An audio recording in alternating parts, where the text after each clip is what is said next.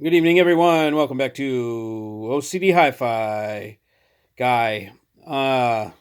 Tonight we are going to look into the difference in sound between USB and Spdif RCA BNC. So there's a rumor going around that the only cable that gives you a perfect data stream is a Spdif with a BNC. And so perfect data stream sounds audible. So let's give it a shot and see what happens. So we're listening to the Vermeer DAC, and it doesn't have any settings. You turn it on and it plays, or you use it.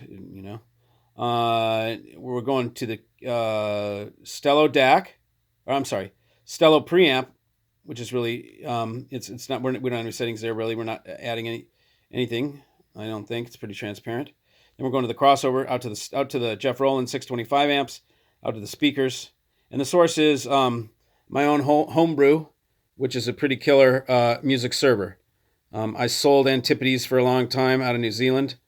I did some builds with them. I wrote some code. They showed me how, and I learned how to build servers. So I make my own now for myself, and they're just as good as any of the ones I've had through here, because I know how to just modify them and make them a little better sounding in terms of noise. So we're going out of that out of a USB card, which is a high grade USB card, and we're just going straight down to the Vermeer from. Oh no, well actually we go to an SOTM. See those two green lights up there?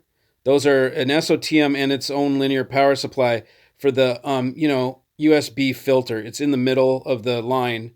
So it goes from the DAC, or it goes from the server over to the USB filter, then down from the USB filter to the DAC. And it does make a difference. That filter is nice on there. Normally, I just don't like filtering stuff. I'd rather not make the noise in the first place. But it's a necessary evil for USB. So we're going to try going over to this puppy, which I should probably warm up. You can see it just kind of on the very. Let's see if I can get my finger in there, up over there, too, on the top.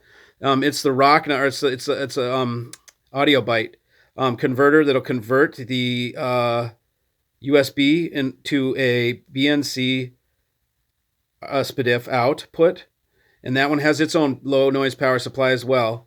And then that will convert to Spdif, and then we'll go down to the Vermeer via Spdif, and we'll see if we hear any difference, USB versus Spdif. So let's give it a shot. First, we're going to do our test run just using USB.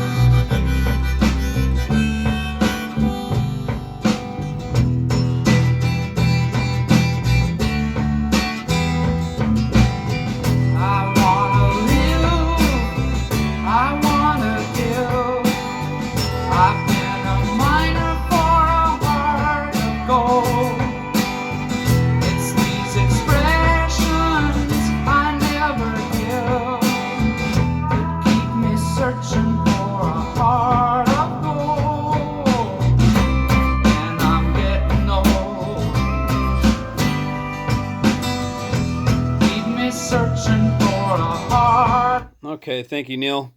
And hang on, I'm going to switch over now to the Spdif.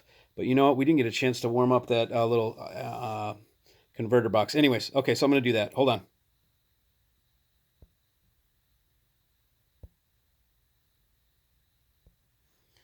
Okay, and here all I did was I unplugged the USB from the back of the Vermeer, and I brought it over to the Hydra, and I plugged it in there, USB in, and came out BNC coax and went down to the Vermeer. So I added that into the chain. I added the converter into the chain and converted to Spdif.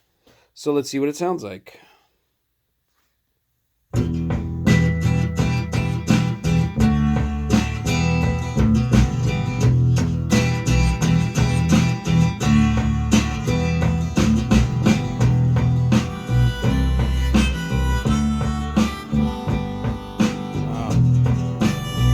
Low frequency is way better. Yeah.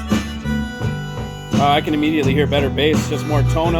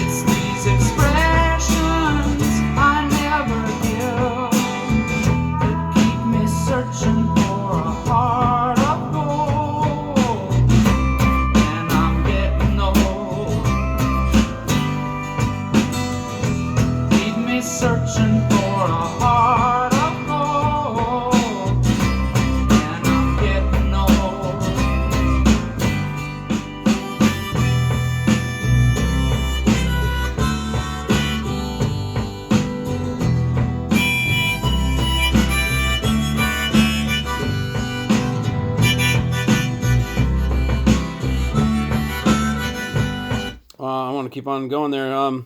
Okay, so it'd be interesting to hear this back, because that definitely sounded better to me the second round with the via Spdif rather than straight USB down to the DAC.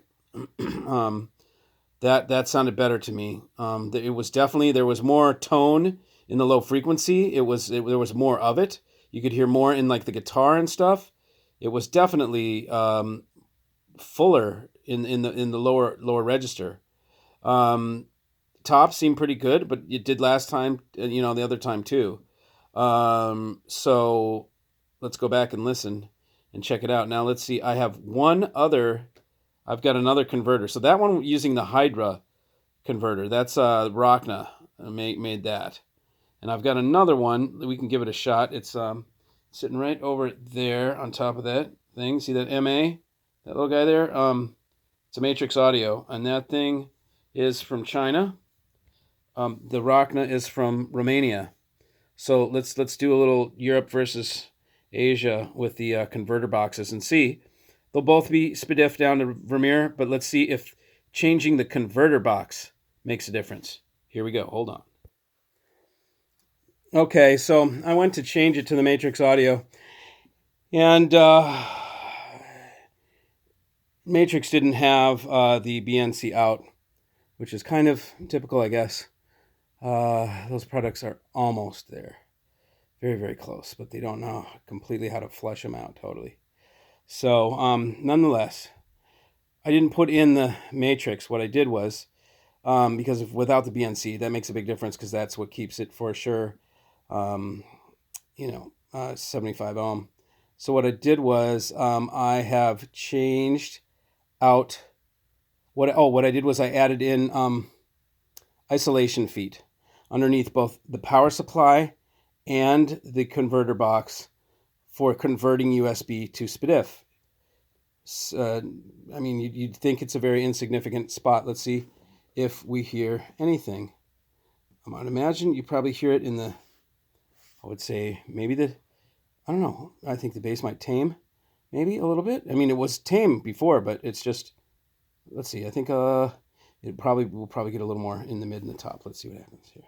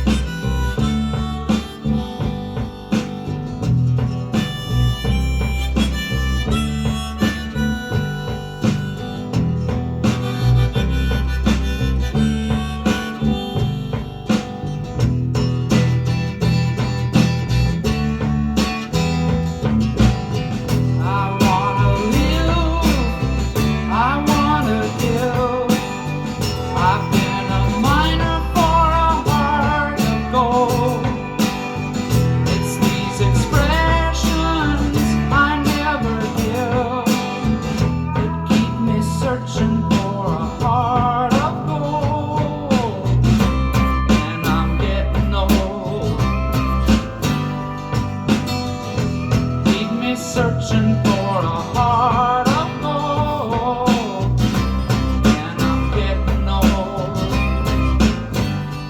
Okay, so if we go back and listen to that, I'll bet you that vocal comes through more clear, and a little more forward. That's usually kind of what happens with isolation devices. You kind of clear things up in the mid and the highs. So anyways, okay, so that's it. I'm not going to put in the matrix audio. That was just a quick little test to see the difference between Spdif and USB. If you'd like, I'll go back to USB again, so we can hear it, because what we just listened to now with the isolation devices was Spdif. So we'll go back to USB now to go back to what we started with and see if it gets worse. Okay, here, hold on. Okay, and here we are back on USB. Anything here?